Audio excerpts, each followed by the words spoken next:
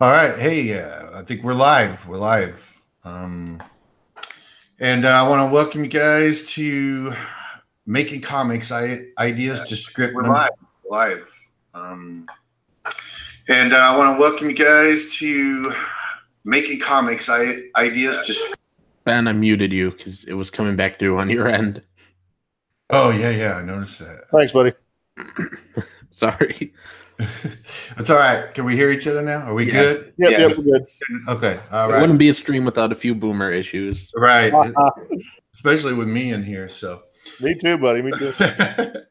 All right. So this is number 3. Trying to do a series of talking to 2 writers, talking about making comics, where they get the ideas, what inspires them, and everything. And today, happy to have Ben Henderson. That's what I call you. I know that your Twitter says Hennessy. Which is it, Henderson or Hennessy? You know, I'm going to go pure Henderson next year. You know, Hennessy was originally a nickname that I was putting on to make sure some buddies of mine knew that it was my book.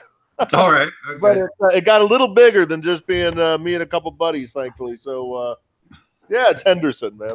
Okay, fantastic. So I got Ben Henderson here. They called him Hennessy because he just drinks so much. He was always getting lit. And then I got how it came about. Then I got Nasser Rabadi. Is that how you say your last name, man? Rabadi. Rabadi. Okay. And it's Nasser, right? Not Nasser. Okay. Beep boop. Okay. Gotcha. And Ben is known for Cautionary Comics and probably some other stuff too, but I'll let him tell you about that. And Nasser's done. He's like the big shooting star of the next gen indie. You mean annoying little brother? He's got he put out and produced Stardust, and I think it's actually shipped. And then also Brutus Badass, right? Yep. With Donald, right? Yep. So why don't you guys introduce your own selves? Tell us what you're doing and how people might know who you are. And either one of you can start. Well, yeah, I guess age will take it, so I'll go ahead and go. Age before beauty or something like that. Yeah, there we go. But yeah, Ben Henderson, founder and writer, editor-in-chief at Cautionary Comics. We this year completed our first Indiegogo for Ravage, Kill All Men for Cautionary Comics. The story is about 2 men that crash into an uncharted island populated by a lost tribe of warrior women that hunt and kill men. So the guys have to figure out a way to adapt, survive, escape, or die trying. Nice. Yeah. All right, Nasser, you go ahead. Yeah, well, we've pretty much already covered it. I don't know what more to add. I'm the annoying little brother, I guess, is the best way to put it. Right. He is a rising star. Tell everybody how you got on. You want to talk about that? How you got on everybody's radar? Endlessly messaging them. You did. You're tenacious that way. But Nasser's an idea factory. That's for sure. Yeah, I get that idea from just paying attention on Twitter and checking out some of the videos. So that's like I said, he's the rising star, the young guns of a young gun of the indie market right now. So, all right, well, thanks for all those. You talk way too much, Nasser. So, anyways, so I like to have these conversations, just 2 people, kind of keep it small and intimate phrasing, just so we can get a little bit more in within the hour. So first off, what kind of try to be informative for anybody that watches this or who's watching now. And I want to welcome anybody that's actually in here. It looks like we have 3 or 4. We had 4, maybe 3 now watching. It might all be just us. Yeah, I know one's me. So one's me. One's me. Oh, there we go. It's just us. So that's okay. Somebody will watch the video later. Yeah, sure. So, yeah, it'll be fun. So my first question for both of you guys is what actually got you into writing? What made you say, man, I want to write. I want to take on this craft and tell people stories and Oh, look, Danny Agent 87's in. Hi, welcome. Well, So yeah, what got you into writing? Well, when I was a kid, I tried to write and draw, and then I gave up on both by the time I was like 10. And then I didn't start again until, well, writing. I completely gave up on art like 11 years ago. But writing, I started to again in 2015, but barely. I didn't get serious about it until probably last year. All right.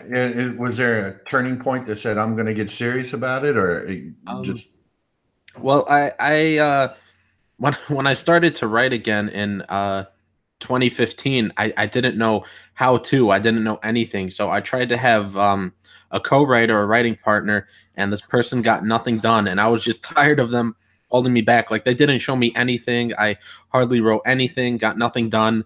So eventually, after a couple years, I was just like, "Screw you, goodbye." And then I was like, "Well, I'm on my own. Might as well get started now." Well, there you go. yeah? Well, I mean, that's the best motivator, I guess. Well, what about you, Ben? I had a great teacher in, I guess it was middle school, 8th grade, and then I entered some writing contests. I ended up applying for Duke Ellington School of the Arts in Washington, D.C. for high school. All right. I got accepted into their literary media arts program, which was pretty awesome, writing plays and scripts, and I did some acting. So I really started there, and I kept writing, and it was a really good, just a good hobby. I've traveled for my career. I've traveled the world really for the past 20 years, and you get a lot of time on airplanes and in hotels to write and relax, and that's what I did. So I amassed a large repertoire of screenplays that I ended up in 2006 endeavoring to write them into one shared comic book universe, and that's what I'm basing the Cautionverse on now. Oh, I see. Okay, that's cool. So you have you done screenplays before? I know Nasser, you like to write prose, right? You do some novels and Yeah, well, I prefer comics, but yeah. Okay. I still like to write novels too. Right. Now, and Ben, you said you were doing like screenplays and stuff. Yeah, I had an indie film company for a long time, for a while. Yeah, a long time. I guess over 10 years, called Orb Films, just doing side projects. But we did get optioned and won some awards, and it's pretty fun. It was a good time, but no real big, claim to fame kind of stuff. So I had this large stack of screenplays and to pull from, and I was lucky enough to get the interest of this this great talent. I don't the guy's name is Chuck Dixon, who liked it, and I think I've heard of that him. young guy. Yeah, I think I've heard of him. Yeah. I hate that guy. He kept saying he did something with comics. I don't know. I decided to give him a break, and he's writing Ravage with me. Right. That's fantastic. No, that was great. That's one of the questions I wanted to ask you. I guess we can get into that real quick. And that was how exactly did you hook up with Chuck? Well, the real story is on Bleeding Fool. Okay. How we met. But the story we tell everybody is that I really reached out to about 10, 15 people or so, right? And I sent an email, let them know what the project was, and the first person that agreed to work on a project with me was Jimbo, and Jimbo Salgado. I love Jimbo's art. Yeah, it was really great. I funded the first 12 pages. It was going to be a 12-page mini comic at first. So we got started on that, and then we brought Chuck aboard and decided to expand it, of course. And that's where we're at right now with Ravage. So it's a full, 24-page number one, and we're going to release a 120-page graphic novel of it, which will be issues 1 through 5. Oh, okay. That's cool. Yeah. That sounds great. So the thing about the reason I ask you about writing screenplays is I'm collaborating with the writer right now, John LaChase, who's primarily a screenwriter, and he'd never even considered doing a graphic novel or a comic comic book before, and so he was asking me, oh, what should the format be? Because it's different than a screenplay or whatever. It's a lot different. I've spent a year and a half just really working with Dixon and Mike Barron to understand that, right, and pulling from them on the big differences with sequential visual storytelling versus more of a cinematic approach to storytelling.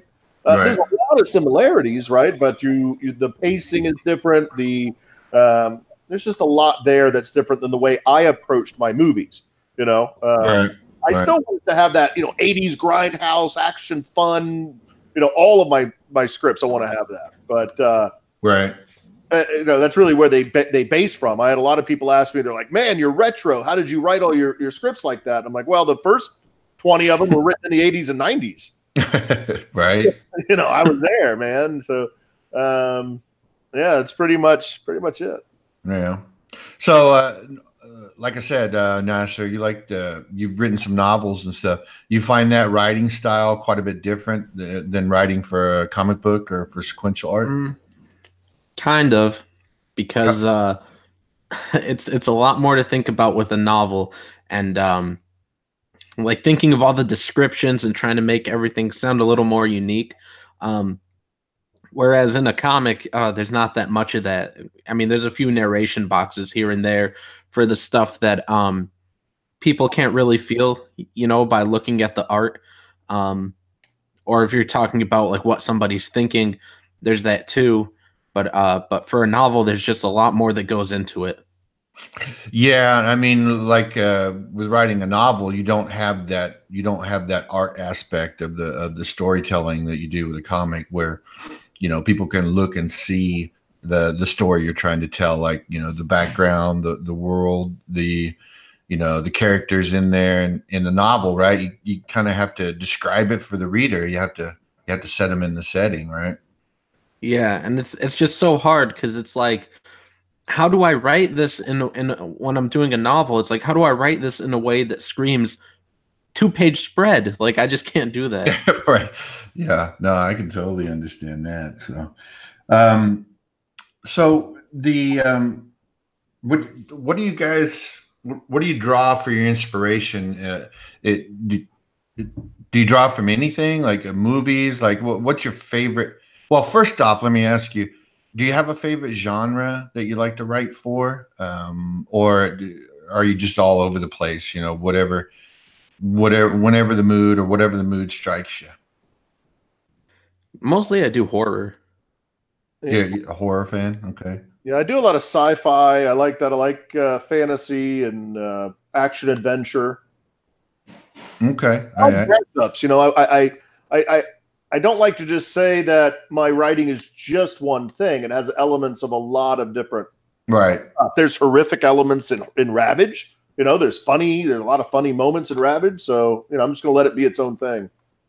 Right. Well, in today's day and age of labels, right, we have to we have to label things. So now I was just wondering if there's one particular genre that you like to write for. I mean, I know I enjoy I enjoy everything actually, but when I'm drawing and when I'm writing lately, I like to do the whole sci-fi. I'm a big sci-fi fan, so yeah, I was just curious.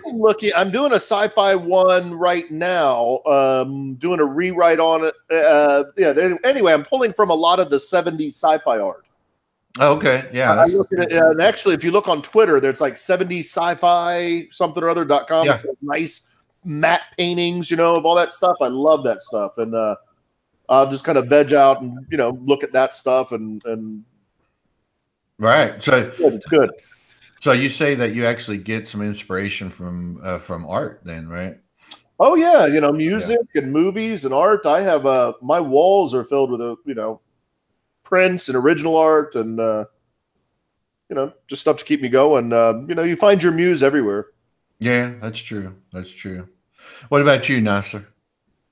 Well, I draw inspiration from so much stuff.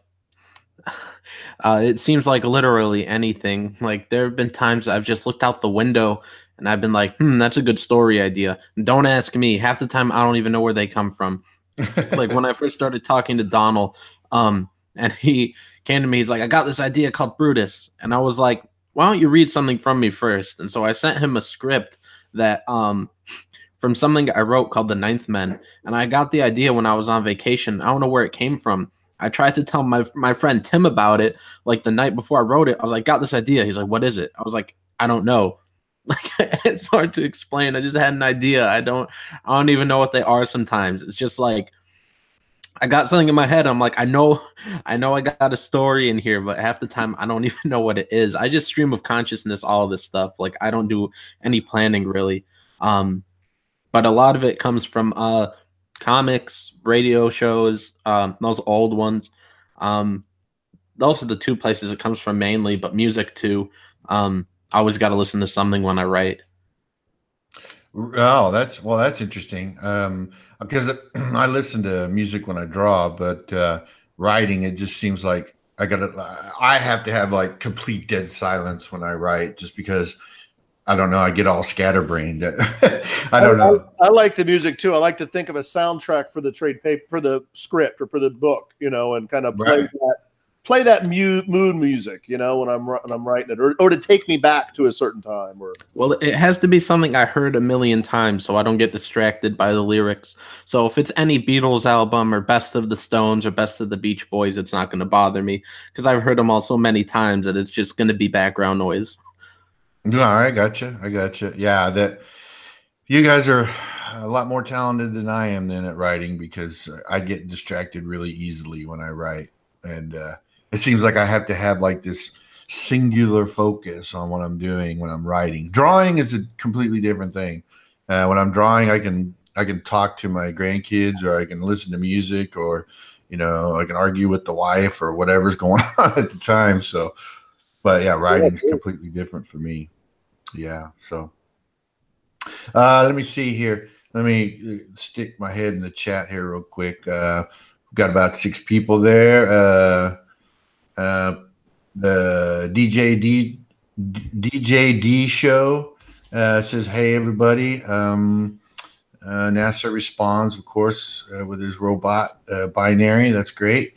Danny Agent giving me a little suggestion on what I can do for the rec. If you guys don't know yet, the rec didn't make the goal, and it was yesterday was the deadline, and so I got to go back. I'm not going back to the drawing board. I do have a contingency plan, and I'll talk about that on Twitter here in the next few days. Christmas is coming up though, so I'm gonna be pretty busy, but I'll talk about what I'm going to do with that. Let's see, Macho Dan's in here. Hey, Macho, great guy. He's got a book going on Indiegogo right now too, as well. Hero. So check that out. Yeah, that's a good one. I'm looking forward to that one too. Yeah. And then he says, I listen to David Bowie sometimes when I write. Sure. Okay. All right. Under pressure, man. Under pressure. So, and it says, then he says, I know how you feel, Nasser. Sometimes I have no clue how to describe how ideas feels to someone before it's written. How an idea feels to someone before it's written. Okay, cool. So, if you, I kind of want to get into the two of you's process for writing for comics. I know it's all over the board. Different people do it different ways. I know that Nasser did his own with Stardust, and I know that you've written a lot of stuff, Ben. But one of the recent things is your collaboration with Chuck. I kind of like to hear about your process of not only your process, Ben, with collaborating with another writer.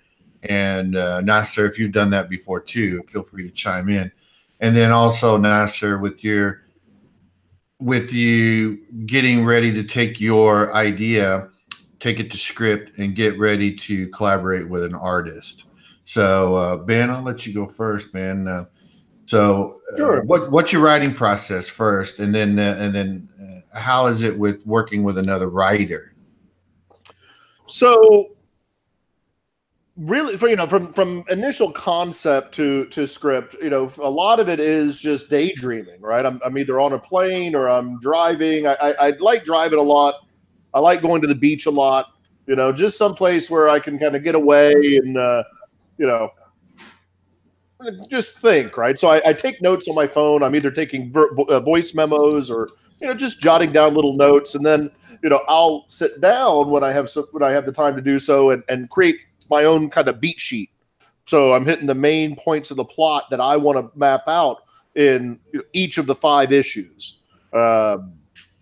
So really from there, a lot of it starts for me really, and it has for my current scripts. It starts with the theme and what I'm trying to say in the script. So one of my main motivations for even Ravage is things that I want to say to my kids when they're 30, right? Or things I want to say to the world. And each one, it's not ham-fisted preaching by any means, but it's just life lessons, right? The moral of the story kind of thing. Right. Well, then from there, I really spend a lot of time thinking about the character and characterization. My characters, I wouldn't be able to write the characters the way and the dialogue the way I've been able to do it if I didn't travel, and all different kinds of people around the world and listen to people talk and their mannerisms. And so, really, a lot of my scripts are amalgamations of people all over the world. And then from there, I kind of want to put in, the main hook and the through line of the story to make it interesting and to grab the reader or the watcher. And then, then lastly, I want to make sure I'm happy with it and it makes the viewer or reader want to continue on the journey for a next chapter. Right. So would you say that you follow like a specific kind of formula for writing that, when I started to embark on the journey for me to write, I did a bunch of like looking up on the internet, looking, at different writers and what they do and, how some are very, very strict about the process, right? And then some are very loosey-goosey about it. So how would you describe your writing style? Are you pretty loose with it, or do you have this very formulaic way that you do it? Do you do note cards and all those things, or do you just sit down with a paper? I'd say I'm somewhere in between. Right. I do like seeing my plot mapped out. That before I really jump in. I wouldn't say, but I used to really follow like the hero's journey. Right. I've read all the different books that everybody has, right? I loved the Screenwriting Bible back in the day. Robert McKee's story was very impactful on me. Alan Moore's book was great, and I didn't know Alan Moore had one. He does, yeah. Hold on. Yeah, I didn't know. Find it. It is Alan Moore Writing for Comics, Volume 1. It was released. I don't remember. I'll send you the ISBN number for it. But it's a good book. Okay. But I would say at this point, I've kind of just have my own process, and then work with editors, work with collaborators. Now that's never the same way, at least from what I've seen. All the different writers work differently. I'm not going to say the Project Nasser, but it was just that little short story I'll tell the world about. Me and Nasser were just talking. I don't remember how we got to talking. Maybe anyway. He was like, "Man, I'm trying to think of a story, and I thought of this horror, or I read this horror reference 20 years before. I gave it to Nasser. He had a short story written by the afternoon. Nice. You remember that, Nasser? Yeah. I mean, that's pretty good, man. Not a lot of people can do that, No, it is really good. That's something I've learned that, a lot of people talk about doing a page a day or something like that. And sometimes I find it very difficult. Man. I until it feels right, I don't want to do it. Yeah, I'm not that fast. Right. So, Nasser, you want to get into your process? Are you pretty loose, or just sit down and write, or do you have a very formulaic way of? I hate formulas. Okay. I hate formulas. I'm the very opposite of Ben, and just about every other writer that I've ever met. I had an argument with like probably 3 of them on one of my streams the other day when I was like, I don't plot or outline, and they all got on me. But I start with a small idea. I just sit down and I go off the top of my head. Half the time, I don't even know the characters' names when I start. I just start and I see where it goes. I never plot or outline. I never tell the story as to be anything other than what it wants to be. It unfolds itself. The characters tell the story. I don't know. I just sit there and I just go off the top of my head. Whatever the story wants to happen happens. Right. So it's just very stream of consciousness. Yeah, that's very different than a lot of people that I've talked to before. But yeah, if it works for you, it works for you. And so I think that's the most important, part of it, the whole writing process. At least for me, is if I get to the end and I enjoy it, then I feel like I was successful, right? So,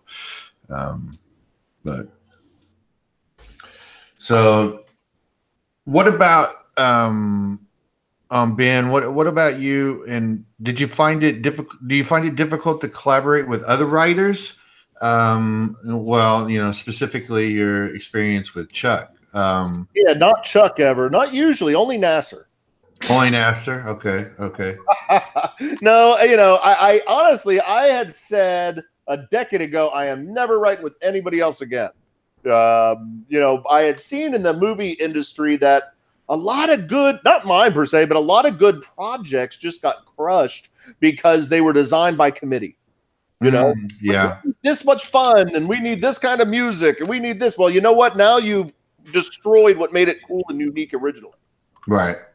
So, good luck. So I saw that happen over and over. And the reason I wanted to start my own company versus applying anywhere or any submission or any of that, I just want to do stuff for better or worse my own way. I want my stories to be that way. I want to release them when I want to release them. And that's pretty much it. Right. So, what do you think that your collaboration with Chuck and Nasser? I'm sorry I left you guys. Did you guys work on a book together? Am I missing something here? No, not really. It just that sort. We started to. I mean, a little bit, but right. Me and Nasser are going to do a bunch of stuff, I think. All right, that sounds good. Good. What do you think? What do you think? I think so. You never know. But yeah, no, with Chuck, it was great, because I had a lot of the I had tons of material. So when I reached out to him, I was like, hey, what do you want to do? You got the pick of the litter of everything I have here. And he's like, I really like Ravage. And we talked about it and went through all the script, the screenplay I had, and the script for all of the script for the issues, right? And the way I wanted to take it and all that. And then he added some great angles to it and twists to it and really made it unique. And it's great collaboration. It was a great time to see what I did versus, it's almost like a mentorship program, seeing right. what he did versus what I did and how I approached it versus how he approached it. Now I've been lucky enough to hit gold twice. I'm working with Mike Barron on my next book, Offworlder. Oh, nice. Yeah. And he has some great principles for writing that he really that he teaches. He actually teaches writing. One of them is the hook right off the bat. Grab them by the throat. Make somebody have to turn that page to the next page. That they're entertained all the way through. Yeah. That's something that when I was trying to write, like the first draft of the script for the rec, the first 10 pages were pretty boring. So I changed it up to incorporate that ideal, right? Get them right off the bat, get that hook going so that they feel compelled to keep going, through the story, through the pages and get hooked on the story. So yeah, I can totally see where that would be beneficial. Now at the big two, the writer I see that does that consistently the best is Brian Edward Hill. Mm-hmm. He'll get you. He'll grab you when you first read it. That's great. That's what you want to do as a writer. Right. Well, and I think you see that a lot anyways, not only in comic books, but you see that in movies a lot too, Yeah. There's that there's that first 10 minutes or that first 5 minutes where, you know, boom, got to grab them. So a lot of it's the first 10 and the last 10. You know, Right. you want to make sure that it's memorable. People want to come back and see what's happening next, and they feel vested, you know, in that story. That's what we're going for. Right. Exactly. So you mentioned that collaborating with other writers, you said that years ago, you said you never wanted to do that. Has that changed? I mean, have you changed your mind about that? Or are you back to, I just want to do my own thing and I'd rather just write my own stuff? Yeah, that's an interesting question. I was just having this conversation the other day. I'm much more open to it now than I was over the past 10 years or so. Right. Especially in comic books. There's so much material out there that I'd like to work on my own, and then there's just so many new creative people that have been approaching me and, you know, saying, hey, you know, how about this? Do you want to work on this? Maybe we can collaborate on that. And yeah, it's been really good. Now, for my own scripts, I've reached out to specific talents that I want to collaborate with me on that. You know, like Dixon, like Mike Barron, but other projects as well are arising that I'm going to be doing solo and working with other people as well. So it's just a really exciting time. It's more than I can keep up with on a writing perspective or even a time perspective. So I'm finding myself picking my projects more carefully. Right. Well, Nasser, have you collaborated with other writers for projects before, or has it mainly just been you primarily doing the writing? Hardly ever collaborated. Like I told you about that co-writer at the start of this held me back for a couple years. When I wanted to start writing for the first time since I was like 9 or 10, and I wanted to start writing, and this person who I liked their writing, they were supposed to show me the ropes. That's what they said. They said they wanted to show me how to write because I had no clue what to do when I liked their writing. So I was going to co-write with them. 2 years went by. We wrote like one issue together, and that was it. So I told them goodbye eventually, and I was just writing on my own. But right. Recently, I tried to co-write something with somebody. I'm not going to say who or what it was, but this person is a good writer. But their idea of what the idea I had was we couldn't agree. And their book, like if I had picked up this book I recently tried to co-write with somebody, if I had picked up his version of it, if I were a reader and this was a drawn published comic, I would have set it down after the first few pages. Okay. I don't know. I don't like to co-write. Even if it sucks, I'd rather just do it on my own. But I won't ask you at the end. But Ben is my buddy, so I mean, I'm sure I'll do something with Ben. Okay. At least one issue. At least one issue. Right. Well, that's yeah. That's great that you hook up like that. I mean, I co-wrote a screenplay. It was a short. It was a screenplay for a short. I basically had the whole guts laid out, and I had another writer come in and take a look at it. And between the two of us, we kind of changed it up and not a whole lot, but just kind of improved upon it, whatever it was. So I've only really collaborated once so far, and I think it all just depends on who you're collaborating with, right? I mean, there's a new artist. I can't say it right now, but they approached me about a project, and I'm pretty excited about it. And then we just started talking and plotting it together. It's the first time I was kind of working with a artist to write, in a way, a plotter to write, because he thinks cinematically as well, of course, being an artist, and how would you frame the shot, and what are we going to do from a pacing perspective? So that's been pretty fun, honestly. If it turns out well, I'll do more of them. And that will be announced in about a month. Oh, okay. All right. Is that going to be under Cautionary? It's going to be a collaboration with another company. It's going to be a Cautionary company. Okay. All right. It's going to be a one-shot. Okay, so that kind of segues into my next question about writing for comics and writing for an artist.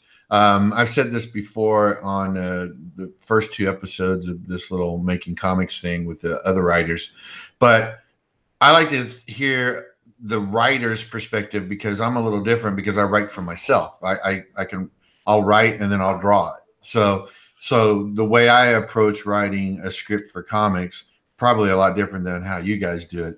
So what how do you go about preparing a script or preparing your story to send to an artist or collaborate? I mean, is it real-time collaboration with the artist, or do you just send them a script and say, hey, do this, and then let me see your interpretation of it? Or, how exactly does that work for both of you guys? Well, excuse me, I prefer not to have an artist on board at first because it takes off some of the pressure. Okay. All right. But when I do have something like writing Brutus now, I could write specifically with stuff in mind that Donald doesn't like to draw and stuff he likes to draw. So that's always cool. And, you make little notes to him. But when I have an artist on board, first I'm like pressured. I'm like, I got to get this done, got to get it to him soon. And then I'm real nervous about scenes. I'm like, but he told me he doesn't like skyscrapers, but this is supposed to be downtown. And then I have a 20-minute debate with myself. Like, should I change the scene? But it's kind of important. It should be here. But then he told me he doesn't like skyscrapers, but then is it going to kill him to draw it once? And yes, I'm talking about you, Eric Weathers. but then I tell Jimbo, he doesn't like drawing, millions of spaceships. I hear, so I'm like, well, you better be nice to me, or it's going to be all spaceships every page. Well, Nasser, that sounds like maybe you might not enjoy working in a writer's room for a TV series or something. Because I think that'd be I think that'd be a lot of pressure. I don't know. I don't have any experience. I wouldn't like it with all the people. Yeah. I like art that has a singular vision. Right. Someone thought of this and it's their baby, and I like listening to feedback, and I love the collaborators that I pick to work with. But when you're in a writer's room or when you're with another company, it's like a forced marriage. Right. You don't know who these people are. I don't want to create with you, that kind of thing. Oh no, yeah, I totally agree with that, because I thought several times about, well, maybe I should get my portfolio together and send it to the big 2 and try to draw comics, quote, professionally, right? But then I rethought it and I said, no, I don't know. I don't know if I could work with a writer that I don't know, and then I get an editor that doesn't like this or doesn't like my style of storytelling as far as sequential art goes. And I don't know, maybe it's just really sucks, man. I had a script, with my movie thing, and they brought in different people, different script doctors, and people. Well, we want to do this, or we'll buy it, and we'll option this if we do this. And I just kept saying, well, write your own stuff. It's not a script anymore. It doesn't even have the spirit of what I want to do. Why are you coming to me? Right. It wasn't ever really about money for me. Just like this isn't, somebody told me a joke recently. I can guarantee, I can tell you how you can make a little money in comic books. You first have to start with a lot of money. Right. And then waste it all. But very much. It was like that way with movies as well. Well, at least with comics, it's a little more cost feasible to make your own vision than it is trying to get a film done. I don't know. If anyone ever wanted to turn my stuff into a movie, I swear I would have to be writer, producer, and director. Right. Total control. I don't know. Honestly, and understandably, the studios don't like that. No, exactly. Yeah. A friend of mine who writes screenplays told me that, because I said, I want to try my hand at a screenplay, like anybody and their brother could do it, right? Stupid Bruce. But I said, he goes, well, the first thing you have to realize is that even if somebody picks up your screenplay, the odd chance that somebody might read it and like it and want to pick it up, it'll probably get changed about 10 or 20 different times before it actually sees any kind of film.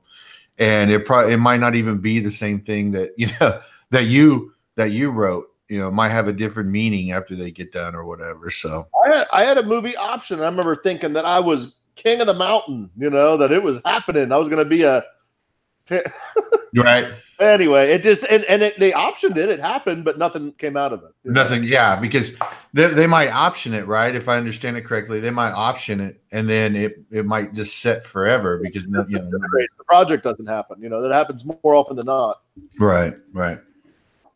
So, Nasser, in your collaboration with working with Donald on Brutus, did you find that to be a pleasurable experience? I mean, did you enjoy it in the end? Yeah. I told him how I like to write. I told him I like to start with a small idea and see where it goes, and he was like, "Well, that's fine by me." He didn't care if I outlined or not, so I just asked him at the start of every issue.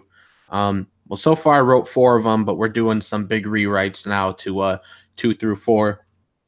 But before every one, I just ask him, what's something you'd like to draw on this issue? And he'll tell me. And that'll just be my small idea, and then I'll just go off the top of my head like always. Oh, right. He digs it, so that's cool. He basically gave you like a basic I don't know, a basic descriptor of Brutus, and then said, go crazy.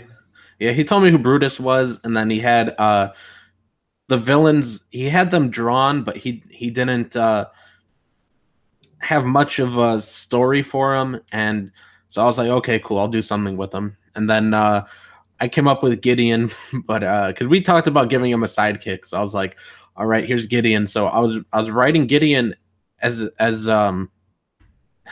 a human, and then after I turned in the script, I'm almost like, this guy's got to be a robot. I was like, what? He's like, it'll be funnier as a robot, and he'll just think he's human.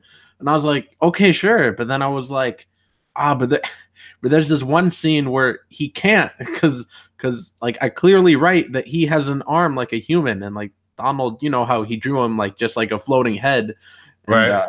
He's like, don't worry about it, I'll make it work. So I was like, okay. Well, but that's kind of the beauty of working with a writer and artist working on a project, is that you can throw ideas back and forth like that, right? And good things come from it. When you're writing your own comic, that might come weeks later after you're drawing a page or drawing a panel, and then you say, well, this is not working, and this might look better this way. But I think that's probably a plus on the plus side for working with somebody else when you're doing a graphic novel. And I want to give a shout out to Edwin Boyette's in the chat. Hey Edwin, thanks for coming in. Appreciate that. Talking to these two great writers. So what do you think about working with artist Ben? Had any trouble? Does it come naturally for you? Do you script? Are you very protective of your script when it comes to the artist, or do you allow the artist to have some input on visually how they're going to portray that in the book? Yeah, I like the artist to have input, for sure. I write full script, and I've been did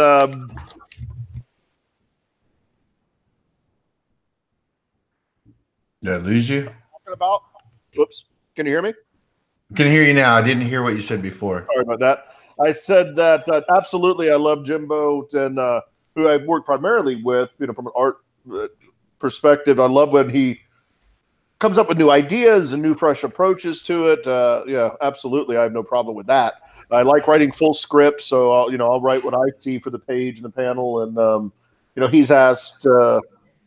Yeah, I mean, it's just been a lot of fun. Then once the script is given to him, see when he comes back with that art, it's just, especially the first page when I got that, it was just been a lot of fun. It's been a dream come true, really.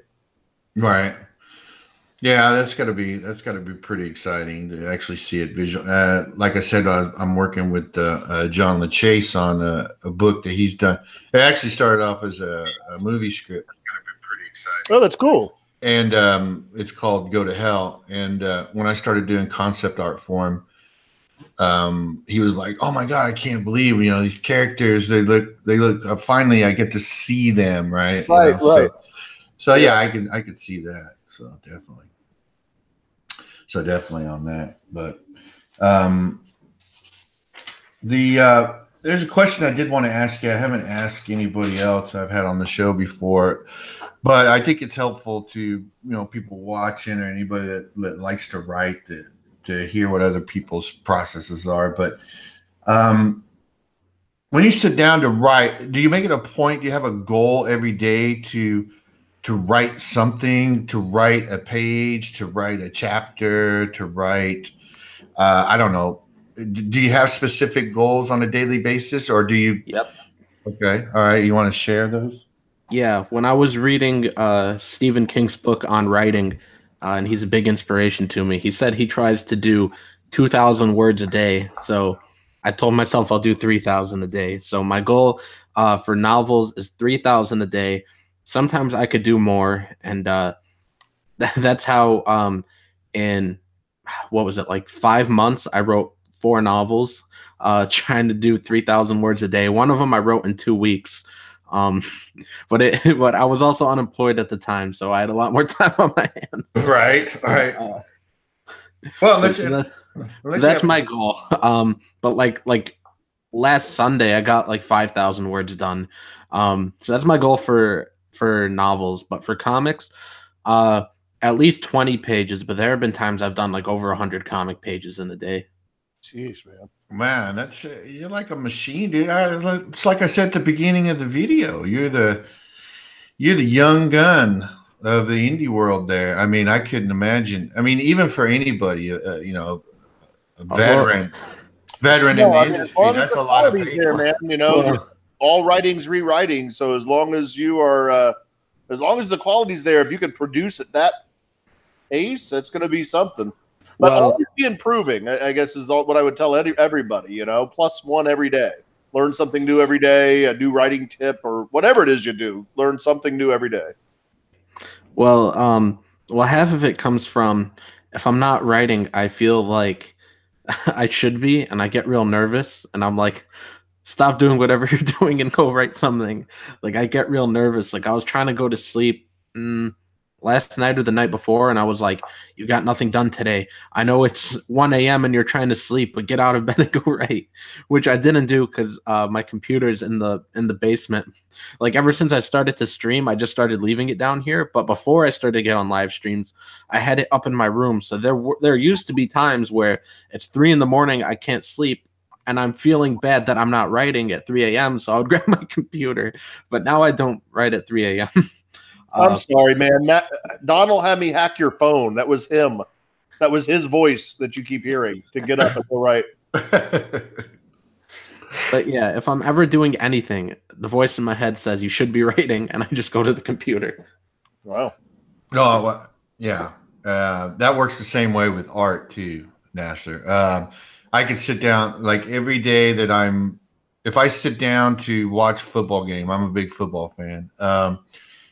I'm thinking I should be drawing something, I should be, because the general wisdom about art and getting better is that you should draw at least an hour, 30 minutes to an hour a day, even if it's nothing, even if you're just drawing lines on a page or practicing gesture drawings or straight lines or whatever, that you should try to do something every day, right? If you want to improve. So, yeah. So I think it works for a lot of it. I mean, if you play guitar, right? I don't know if either one of you play guitar, but okay, there you go. So you should be practicing every day. And I don't. I used to. I play rhythm, but yeah, no, I that was something I took up later in life. I wish I would have took up earlier is playing guitar, because I do enjoy it. It's very cathartic, but it's not when you don't do very well at it, right? So, right, yeah. If you don't you don't use it, you lose it, really. Exactly. Yeah. So, what about you, Ben? Do you have a ritual you do for writing? Do you have a thing that you must do every day? I don't. What I mean is for writing. Like, is there a certain amount of pages you have to write or words you have to write? No. Really, I got to be in my, I got to kind of be in the zone, be in my happy place. Right. It's a lot of entertainment for me. So honestly, the majority of my stuff, writing wise, is when I'm on the road. Okay, right. Either traveling or sitting in the hotel and just working it out in my head of what the story will be and pulling inspiration from different sources. And I still love going back and reading all the old classics from a comics perspective. I mean, I've been collecting those pretty steadily forever. Mm-hmm. So that's also another big stress relief for me. So I don't have a set number of pages because it's always been a hobby. It's still a hobby, it's a fun thing for me. And if I feel if it ever became not a fun, especially the writing process, if it's just another job, if it's not fun, then I'm not going to do it. And it won't be good. The product won't be good. Junk in, junk out, right? Right. Exactly. You mentioned that about having fun doing it. If it's not fun, then it's not going to be good. I kind of relate to that with art. For 15 years, I worked in the gaming industry doing 3D modeling. Oh, nice. And before I did that, though, I thought, man, how great would it be to have a job where I 3D model all day long, every day. And then about after the third, fourth year into it, I'm like, oh my God, this is like work. Right. And then you go home and that always just zapped my creative juices, right? Is like I got home and I didn't even want to look at a computer or look at a piece of art. I just want to sit down and chill, So I often wonder if writing is the same way. Yeah, I couldn't do it like Dixon does it, or the pace at which Nasser's, doing it. It's not my product. Now I do have 50 good, what I feel is good scripts, right? But that's been over 20 years. Right. So, what do you think about that, Nasser? Do you ever get burnt out on writing, or because you write? It sounds like you write a lot, and that's good. That's good, but I just wonder, do you ever feel like you get burned out? Like, I just need to take a break. I just need to shut it down for a little bit, and then I'll come back. Yeah, but then I just keep writing. Right, you just push through it. Yep, that's really all it is. Right. What's your end goal, Nasser? Do you have a 5-year plan and a 10-year plan? Let's see. Do I? I don't know. Get back to me on that. Like for my company itself, or your company, Well, for my company, well, yes, I do want to get to the place where I could potentially publish other people and expand distribution. But cool. As far as writing, I don't know. Where do you see yourself in 5 years? Hopefully doing this full time. Nice. That's my goal. It's a good goal. No, that's good. That's good. But have you, speaking of distribution, have you guys ever heard of I think it's a comic shop. I think they have an eBay presence, but it's in Arizona. It's Jesse James. You ever heard of them? No. They're doing some sort of distribution deals. I think they're actually carrying Lady Death, Pluto stuff. Really? Yeah, and some other. They have some exclusive stuff. The printer is called Jesse James, or I don't think it's a printer. I think I think it started off as a comic shop, right? But he has an eBay presence where he ship. I don't know if he has like subs, like customers who sub or whatever, but it's kind of like a mail distribution type thing. And then I noticed that I can send you guys a link in the chat here. How about I'll just do that for you? Easier for me to talk about it, but it looks like he's trying to get into distribution, which might be good. And he's handling Brian Bolitos. He's handling Lady Death. Yeah, he's got a. If you look here, I love Brian, man. He's been doing it right forever. Yeah, he's got collections here, and he's got Jesse James Universe exclusives, and then Nice. he's got he has the Lady Death, and then he's got La Muerta, Puppet Master, Zombie Chat, Penny for Your Soul. Anyways, the point is that it looks like people are starting to experiment with the different distribution ideas, right? This is a discussion I had about comics in general. And that is where Diamond, I'm sure everybody knows this. Diamond has a stranglehold on distribution to the direct market, right? And as soon as somebody figures out an alternative way to do that, I think the indie market will benefit from that immensely. So, but yeah, I mean, there's lots of different things people are trying now. There's lots of new things. It's just the nature of the internet. Right. My approach is I just plan on doing everything. Yeah, well, you have to now, right? And it's so much easier now than it used to be, and especially with the internet and with social media and with digital comics and digital. I still have hope that LCSs, that the local comic book shop, that the LCSs are gonna. I see some. There's a lot that are closing, and it's heartbreaking. But you see a lot of new ones that are popping up. And so I'm still going to go through Diamond. I'm still going to go into the LCSs if I can. Right. Well, I think you're always going to see an LCS, right? Even though it might be a smaller niche market than what it is right now. And I've seen a lot that are coming out that are like kind of like hangouts. I mean, we've always seen that with the tabletop, gaming and branching off into new things. But yeah, I think that's a cool approach. Almost like a cafe style. Did you see the one in Georgia that's actually a bar, restaurant, comic book shop? Check that out. It's pretty cool. Oh yeah, I'll have to look that up. It's in Georgia. Yeah, I mean, a lot of I remember when I was a kid, comic book shops were exclusively comic books, right? And then I saw them transition into more like gaming stores, right, where they sell tabletop games and other things. I guess they had to help supplement the comic book market, right? Yeah, the rents. A lot of those places they didn't buy those buildings. A lot of those places were rented, and then when Atlanta and Charlotte and the cities that I always went to really blew up, the guys couldn't afford it anymore.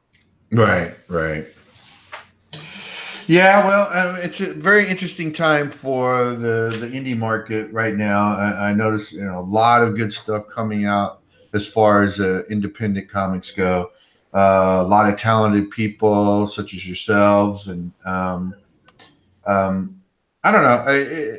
I think the future is bright, and the only thing I worry about a little bit is right now the whole crowdfunding model. I don't know how sustainable that is, just because of the price for the books. But we'll see. I don't know. If the market can bear it, the market can bear it. I've been thinking about this a lot as well. What we're gonna do. But let's go back to Lady Death. Let's go back to Brian Polito. He's been doing Kickstarters for a lot. What is he on his 14th now? Yeah, he's been doing it a while. I don't know, but a lot. So I want to have multiple options, multiple tiers. Exactly. Tiered. I like newsprint. I want to use the Alterna newsprint option. They have a service. Yeah, so I'm going to use that as well. I don't think there's just one answer anymore. Just give people multiple ways to consume the content and go from there. No, I think you're right about that for sure. What about you, Nasser? You got any input on that? What do you think? How do you think the market looks right now for independents? As far as just the Indiegogos? Well, not just the Indiegogos. I mean, there's a lot of independent books that don't ever go through crowdfunding, right?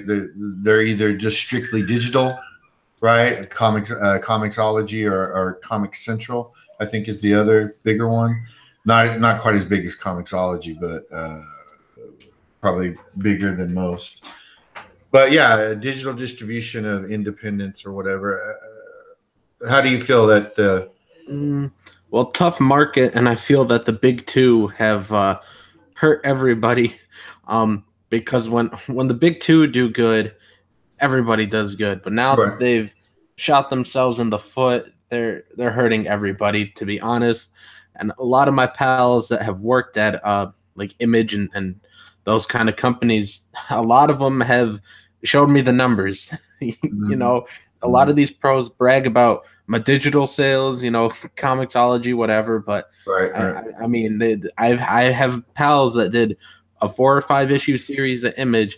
Issue 1 makes a couple $1,000s, and 2 through 4 or 2 through 5, and even the paperback all loses money. So it's not looking well. But I think with Comicsgate and Indiegogos, I think we're just scratching the surface.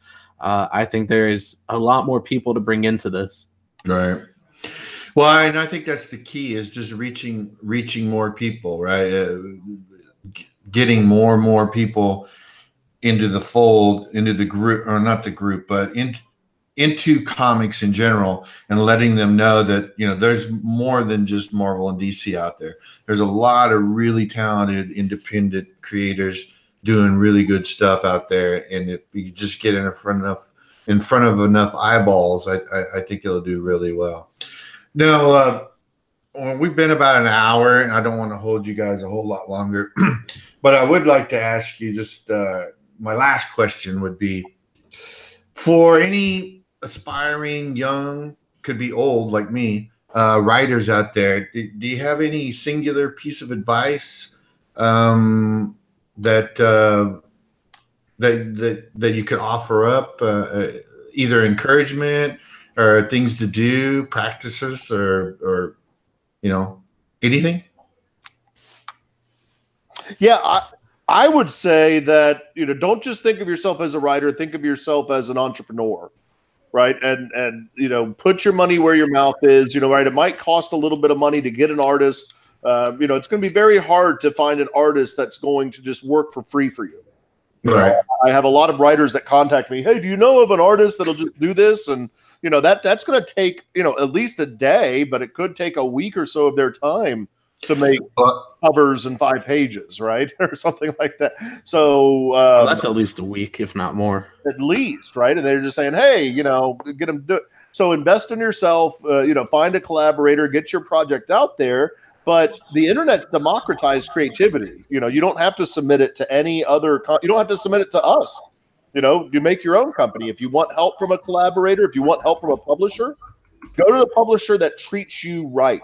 You know, look at the terms. The devil's always in the details, right? So who's going to let you keep your IP? Who's going to let you keep your movie rights? That kind of thing. Right.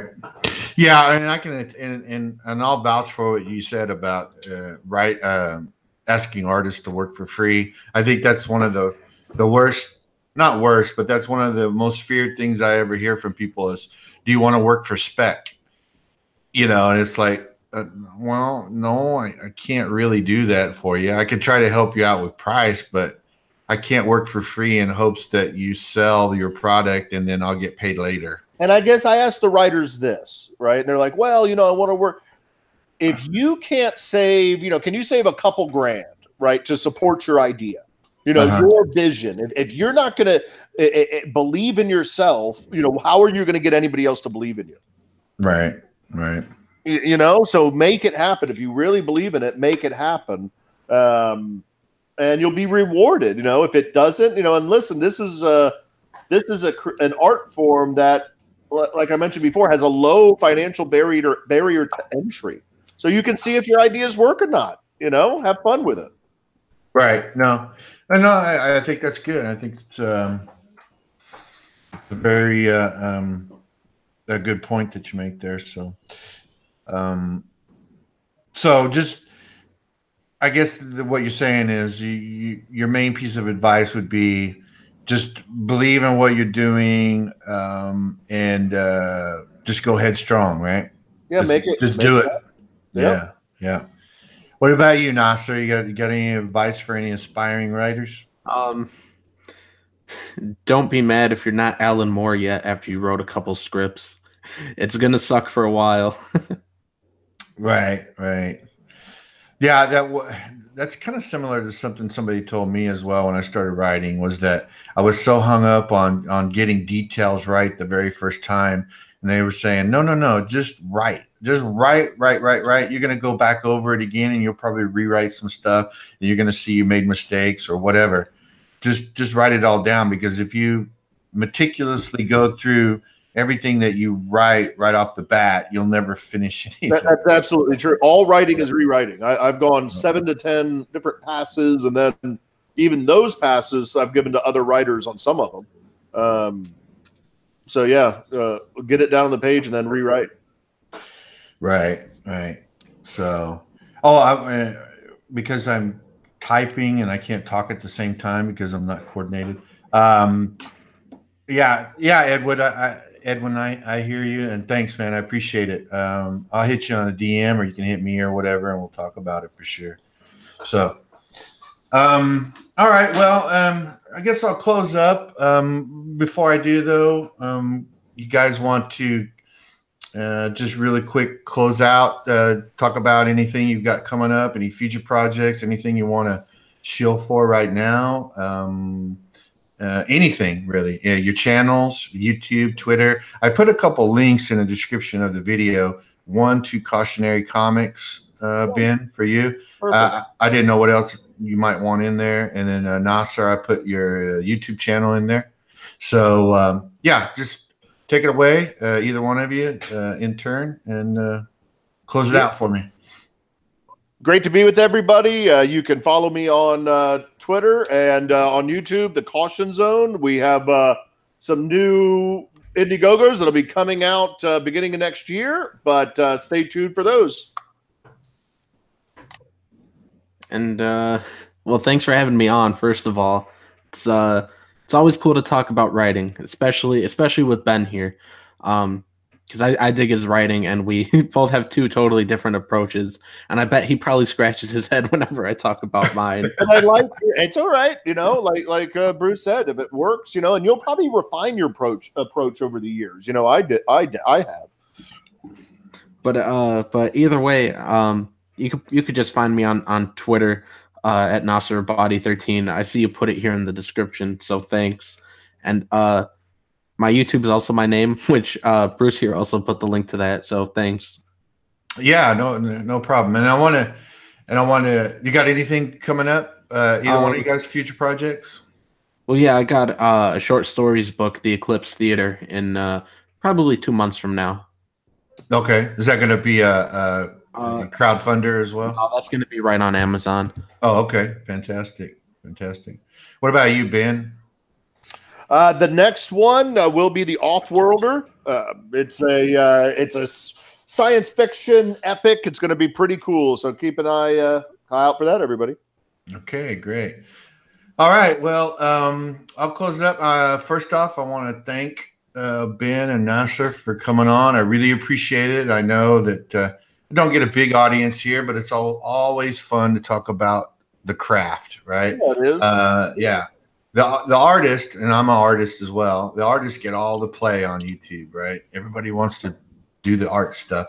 But writing, I don't know. So I just thought it'd be interesting to talk to writers, and because I learned from it as well, because I'm still trying to learn how to write myself. So again, appreciate you guys coming on. I appreciate the people who were in chat coming on and giving me your time. Hit that like button, subscribe if you like it.